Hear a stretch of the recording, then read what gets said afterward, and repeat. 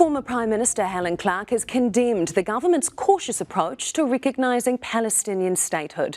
Clark says a genocide is unfolding in Gaza and New Zealand is in the humiliating position of cosying up to Washington rather than recognising Palestine.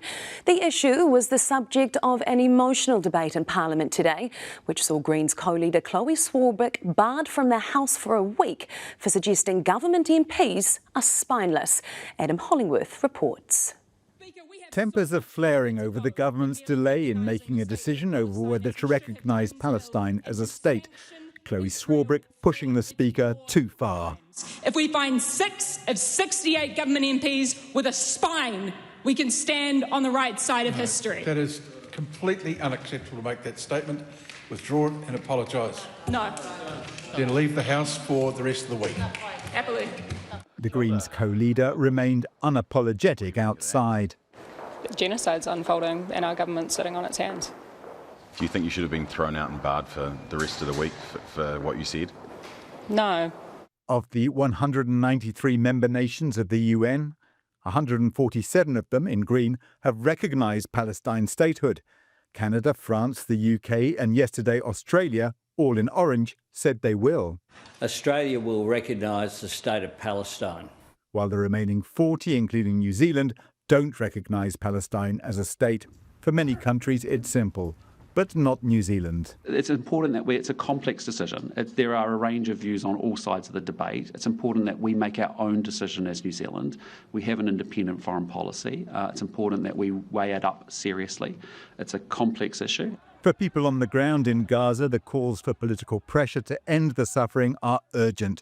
But Luxon won't be rushed. It's not a race. It's actually about the complexity of the issue is a serious one. It deserves a serious weighing up of our position. Former PM and former UN executive Helen Clark is at the Rafah border crossing at the south of Gaza with an international group called the Elders.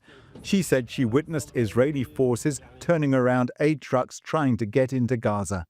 The catastrophe in Gaza, which the Elders, of which I'm a member, is now calling an unfolding genocide, has totally changed world opinion. She says New Zealand is no longer a principled leader of global foreign policy. This is not, the New Zealand I've known for the last, 40 years or so, where we made up our own mind, we stood on principle. We're now seen to really stand for nothing except somehow wanting to save our own skin in a tariff war. I think it's really quite a humiliating position for New Zealand to be in.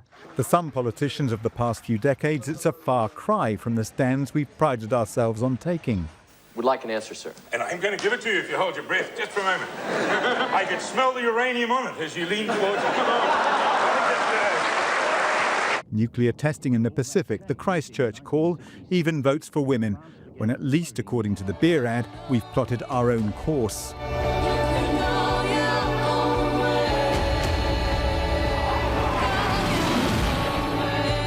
This is not the New Zealand that we have been proud of at our best moments in the past. This looks timid, it looks indecisive, it looks like we're bowing to pressure from the Trump administration. There would be places in the world that would wonder why we are so slow. I guess that's really been pointed up by the fact that Australia has finally come to a position, along with other countries whom we usually align with. But today's opposition parties had the same questions.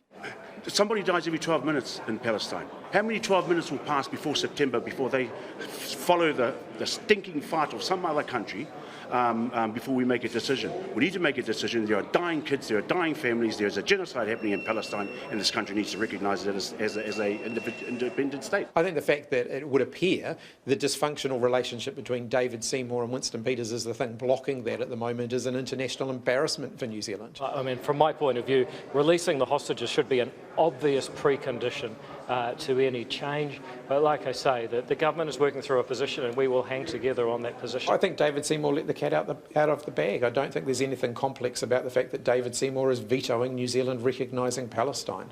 International law expert Robert Patman suspects the government may be split. Or whether there is some disagreement amongst the coalition partners and this is a holding position while they work out their differences.